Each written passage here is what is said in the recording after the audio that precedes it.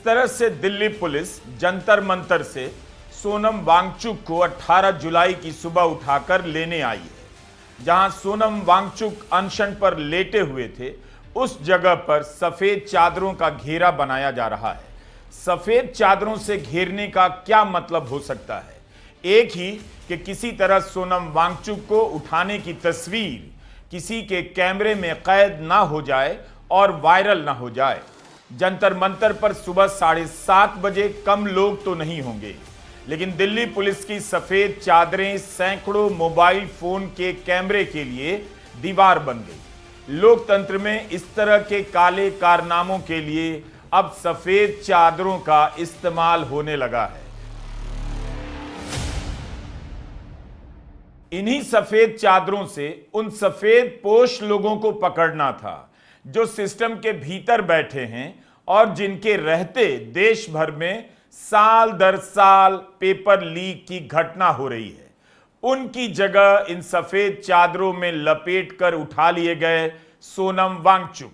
बस एक फ्रेम में सोनम वांगचुक का चेहरा दिख गया। उनके चेहरे पर दर्द की झलक दिखने लगी। ये सर ने कहा था मुझे,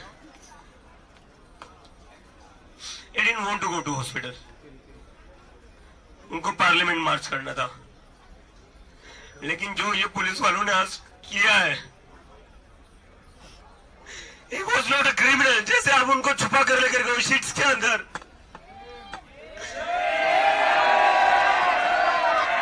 अगर आपको उनकी हेल्थ की इतनी चिंता थी, इज्जत से लेकर जाते उनको ऐसे छुपा कर नहीं लेकर जाते आप। अगर आपको उनकी हेल्थ की इतनी चिंता थी तो सोनम वांगचुक को आप यहां से इज्जत से लेकर जाते, ऐसे छुपा कर नहीं लेकर जाते आप।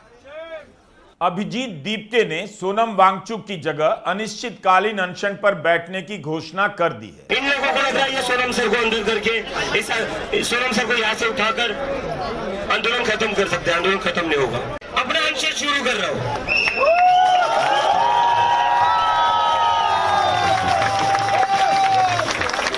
मैं आज से अनशन अपना शुरू कर रहा हूँ। हम दीप्ते के अनशन और उन्हें लेकर गोदी मीडिया के नैरेटिव पर इसी वीडियो में आगे बात करेंगे। पहले सोनम वांगचुक से जुड़े सवालों पर बात जरूरी है।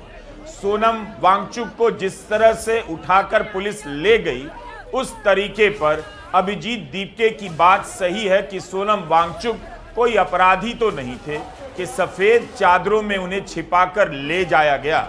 अगर उनकी सेहत की चिंता थी तो ऐसे क्यों ले जाए गए? अगर सेहत की चिंता थी तो सरकार ने अनशनकारियों से बात करने के लिए किसी को क्यों नहीं भेजा?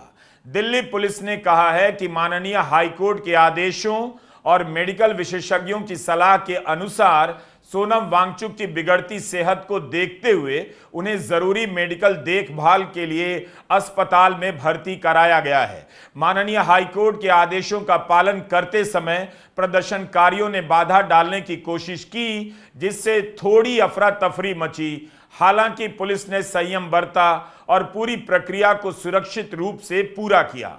हम जंतर मंतर पर मौजूद प्रदर्शनकारियों से अपील करते हैं कि वे जल्द से जल्द शांतिपूर्ण ढंग से उस जगह को खाली कर दें। क्या सोनम वांगचुक की हालत इतनी खराब थी?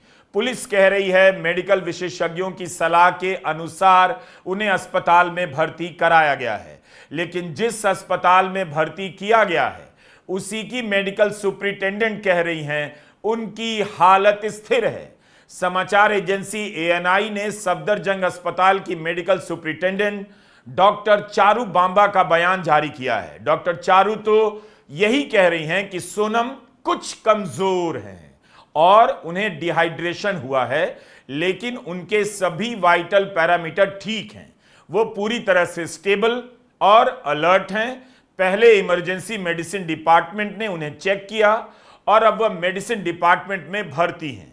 वो पूरी तरह से होश में हैं और स्थिर हैं। हम थोड़ी देर उन्हें यहां रखेंगे ताकि उनका इलेक्ट्रोलाइट लेवल ठीक हो सके और फिर उनकी हालत की रिव्यू करेंगे। शुरू से फ्रॉम डे 1 सोनम जी के वाइटल्स चेक होते हैं 2 से 3 बार दिन में। एंड सिर्फ सोनम जी के नहीं, यहाँ पे जितने लोग हम पे बैठे स्टूडेंट, सबके वाइटल्स चेक होते हैं।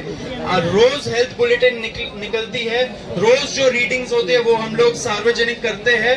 एंड साथ साथ सोनम जी भी वीडियोस रिलीज करते हैं, उसपे यही देखने को मिल रहा है कि वाइटल स्टेबल है, आज सुबह तक स्टेबल थे। तो ऐसा कोई